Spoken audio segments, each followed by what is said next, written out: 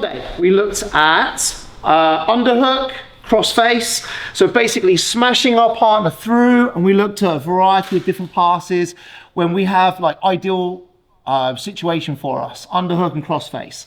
Tonight what we're going to look at is when our partner starts to get the underhook on us, and we're going to look at like a couple of different stages, like early stage for him and then like late stage where he's got the underhook and he's come up to his elbow, like real dangerous position for me to be in here. So let's start off like early stage. So I'm in this position, I've got my crossface, got my underhook, and he starts to like move his hips and he starts to worm in that underhook here like this. If I just stay here and don't do nothing about this, he's going to be able to start to work underneath me, start looking for his half guard sweeps, and again, maybe start working up to his elbow and getting into that decent position for himself. So I need to kill this straight away. The first way that we're going to kill this is a little bit like we did on Monday for one of our passes. We're going to switch our hips. But before we do that, we're going to take the cross face arm and we're going to bring it across, and we're going to put our armpit over the top of his, middle of his arm, basically, over his elbow. We don't want to be here because this still gives him the mobility to use his arm and lift and take me off to the back. So we're going to come over the top. Now at the moment, because he's turning towards me, his knee's on the floor. So I need to create a little bit of space underneath his knee. So I'm just going to start to drive into my partner, and then I'm going to switch. So if you remember on Monday, we looked at pretty much this exact same position, right? I brought my leg underneath and I'm pinching this leg together. I'm on the balls of my feet. So if my partner drives in towards me, I have my feet like to push back in. I've killed the underhook from going any deeper because he can't lift his arms anymore. And now we're basically going to look at doing the same thing. We're going to take our hand to the knee and we're going to walk our foot out until the knee comes free.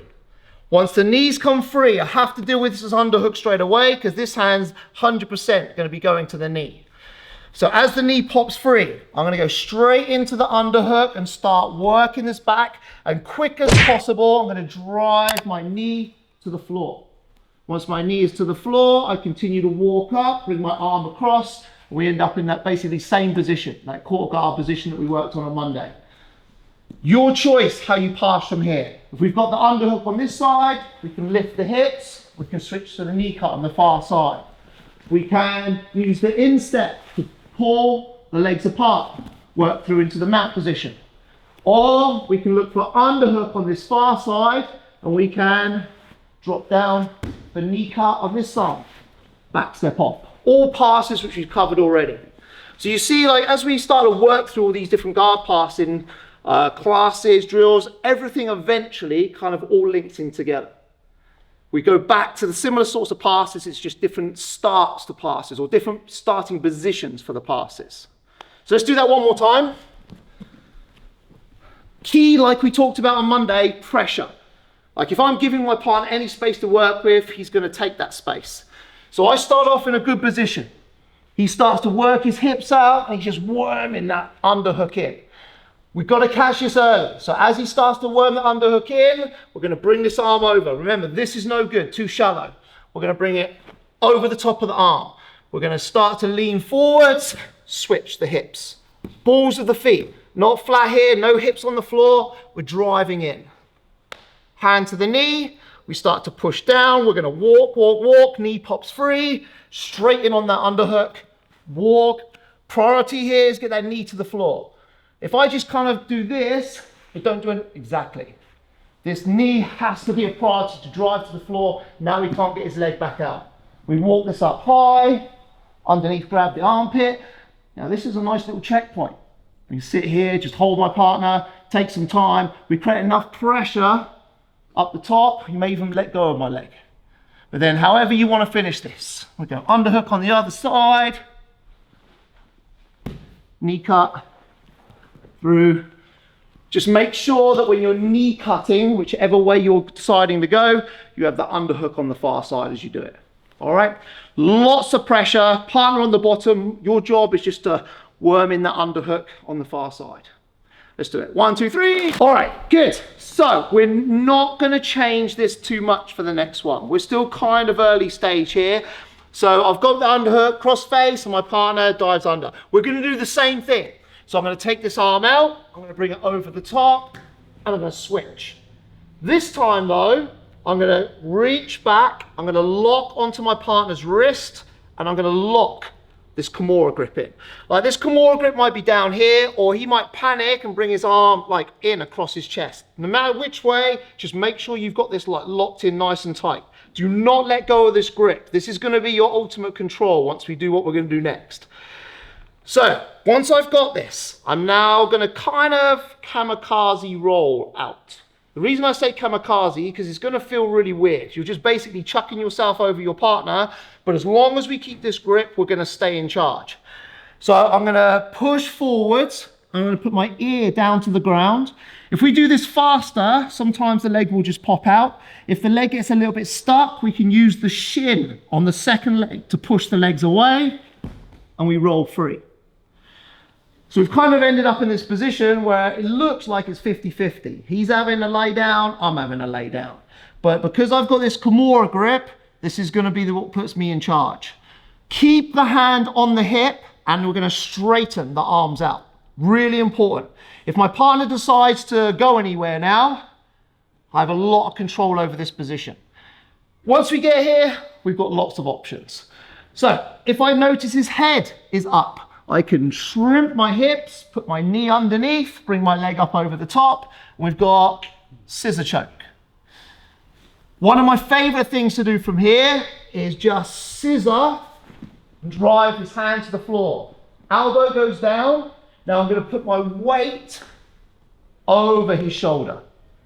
Keep the Kimura grip in, the weight pushes his shoulder to the ground. I mean, he's already tapping, but if he's not tapping, keep the weight through and then start to lift the elbow up off the floor. Obviously, other options are that we can just step over, finish the top Kimura. If my partner's really fighting this position and he starts to turn in towards me, so he's trying to sit up, trying to turn in, I keep this grip nice and tight. That little gap he's created for me, I'm gonna slide in, bring my knee underneath. Switch to seatbelt grip, get my top hook in, pull my partner over to the far side so I've got the control of my bottom hook, second hook goes in, or however you like to control this position. If we can't, sorry, can you jump over my leg again? If we can't get him over to the far side, keep this in position, push the head away, throw the leg up over the top. And we also have the option going for the arm bar as well. So all off of just this one thing. He starts looking for the underhook.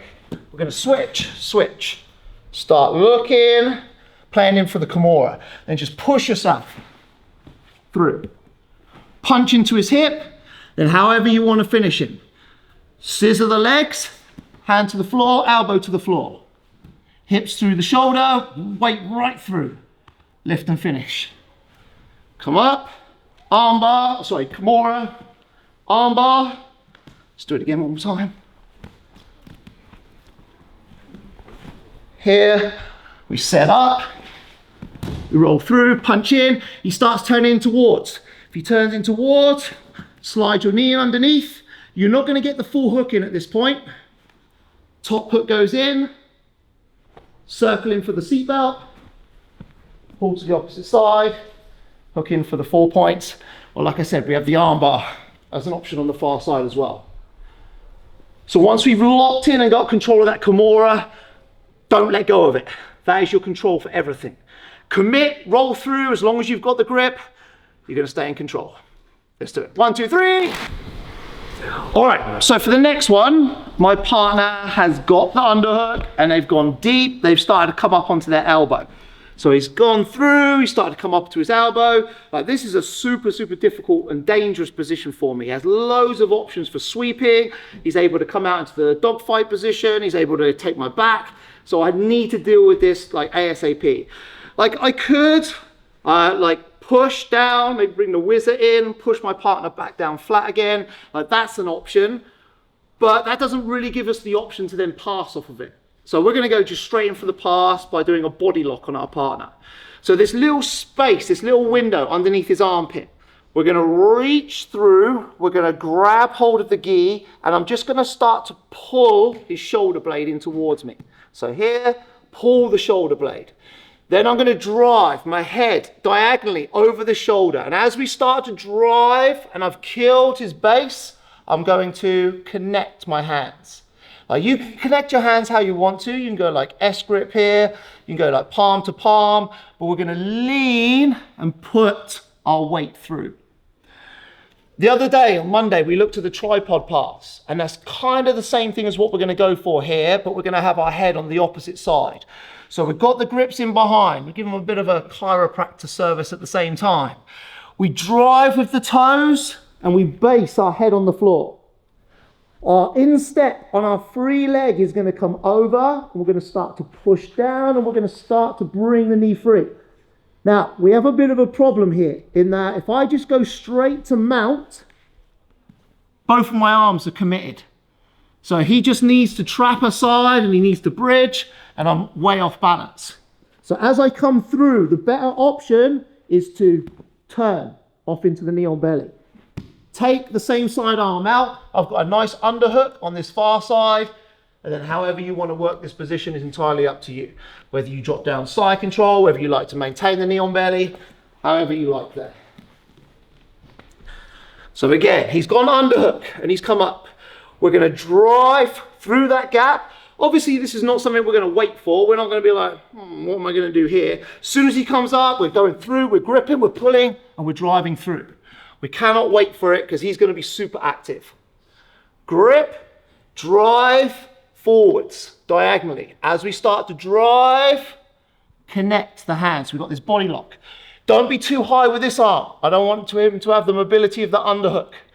Same as before, we want to kill, low in the arm, drive forwards.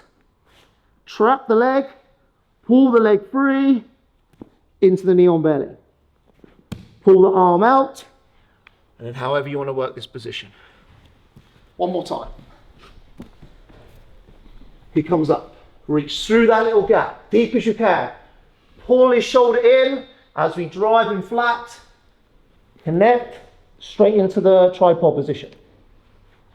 Instep, pry the leg into the knee on belly so we're stable for balance. Take the arm out, in for the pass.